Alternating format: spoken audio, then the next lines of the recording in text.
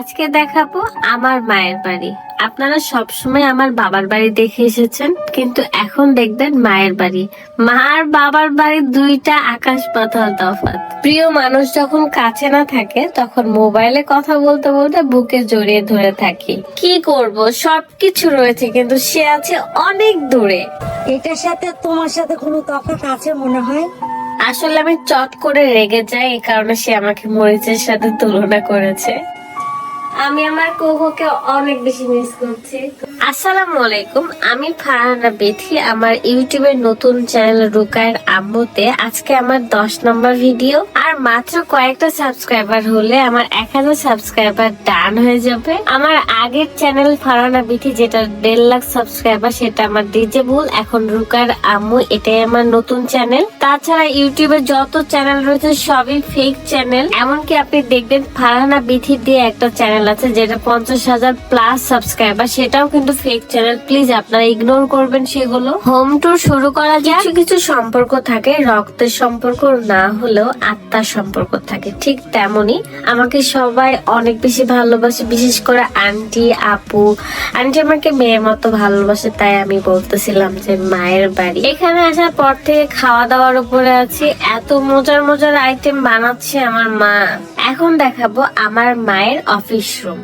Wow, এটা আমার খুব ভালো লাগে। আমি বেশিরভাগই এই চেয়ারে বসে এডিটিং এর কাজ করি, মানে অনেক ভালো লাগে এখানে বসে থেকে কাজ করতে। সিসি ক্যামেরা রয়েছে গোটা বাড়ির আশেপাশে, তো সেটাই আমি দেখতেছিলাম কে কিভাবে আসতেছে কে যাচ্ছে।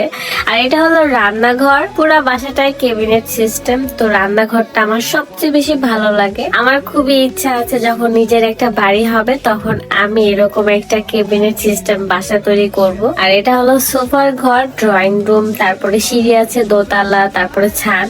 বাসাতে অনেকগুলো গেট, তার মধ্যে এটা হলো মেইন গেট। আর এটা হলো ডাইনিং। সবকিছু একসাথে, দেখে তো বুঝতে পারতেছেন। এখন যাব আমার প্রিয় মানুষের ঘরে, লিমা আপুর ঘরে। ওয়াও, সবই রয়েছে কিন্তু লিমা আপু নাই, অনেক দূরে, মানে ইতালিতে রয়েছে। তো তাকে আমি আদর করতেছিলাম বুকে জড়ায় ধরে। আমি বলতেছিলাম, আপু দেখেন আপনার রুম আছে, সবকিছু রয়েছে, বাট আপনি নাই। আমরা সবাই অনেক বেশি মিস করি আপনাকে। আপনারা আমার ভিডিও ব্যাকগ্রাউন্ড দেখে বারবার রিকোয়েস্ট করতেছিলেন আপু বাসার ট্যুরটা আবার দেখান, মানে হোম ট্যুরটা। তাই আপনাদের সাথে আবারও শেয়ার করতেছি আর কি। তো আপুর রুমের একটা বেলকনি রয়েছে যেখানে আপুর একটা শু র্যাক রয়েছে, এন্ড এখান থেকে বের হওয়া যায়। এখন আপনাদেরকে দোতলায় নিয়ে যাবো, এন্ড দোতলাও সেম সিস্টেম। চলেন আপনাদেরকে এখন দোতলায় নিয়ে যাওয়া যাক। তো এত বড় বাসা, বাট থাকে মাত্র 3 থেকে 4 জন। এখনো দোতলার কাজ কমপ্লিট হয়নি, এখনো অনেক কাজ বাকি রয়েছে। জাস্ট কিছু ফার্নিচার দিয়ে জাস্ট গোছানো রয়েছে। ড্রয়িং, ডাইনিং আর রান্নাঘর পাশাপাশি, মানে একদমই এক জায়গাতেই। এটাই আমার ভালো লাগে, ড্রয়িং, ডাইনিং আর রান্নাঘর পাশাপাশিটাই সবচেয়ে বেশি ভালো লাগে। আর বাসায় যখন অতিরিক্ত গেস্ট আসে, অনেক মানুষ আসে, তখনই শুধুমাত্র দোতলায় ট্রান্সফার করা হয়। তাছাড়া কেউই তেমন থাকে না। যেমন একটা অ্যাটাচ বাথরুম রয়েছে, বাট এখনো কাজই কমপ্লিট হয়নি। এখানে একটা বাথটাব বসানো হবে, এছাড়াও কোমোড, সবকিছুই এখনো রেডি করা বাকি আছে আর কি। যখন কমপ্লিট হবে তখন আপনাদেরকে আবারও দেখাবো। এখন চলে আসলাম ছাদে। ছাদের এই পরিবেশটা তো আমার কাছে খুবই ভালো লাগে। আপনারা গত বারবিকিউ ভিডিওতে দেখেছেন, আর ভিডিওর প্রথমে তো দেখতেই পেয়েছেন তৃষা আমাকে মরিচের সাথে তুলনা করতেছিল। আর আমার মেয়ে আমি একসাথেই কিন্তু ছাদে এসেছি। আর এই ফুলগুলো এত ভালো লাগে আমার, এগুলো সিয়াম লাগাইছে।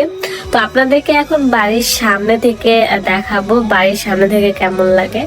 আমার মায়ের বাড়ির সামনে যেরকম সুন্দর, ভেতরে তেমন সুন্দর। ওয়াও, মাশাআল্লাহ। সবাই অনেক বেশি দোয়া করবেন। আমার বাবার মাটির বাড়িতেও আমার শান্তি, আমার মায়ের বাড়িতেও আমার শান্তি। এখন নিজের বাড়ি কবে হবে এটা হচ্ছে আসল কথা। সবাই দোয়া করবেন যাতে আর কখনো আমাকে মায়ের বাড়ি বাপের বাড়ি বলতে না হয়। আমার নিজের বাড়ি আছে এরকম যাতে বলতে পারি। ভিডিওটা আপনাদের কেমন লেগেছে অবশ্যই কমেন্ট করতে ভুলবেন না। এখনকার মতো বিদায় নিচ্ছি, আল্লাহ হাফেজ।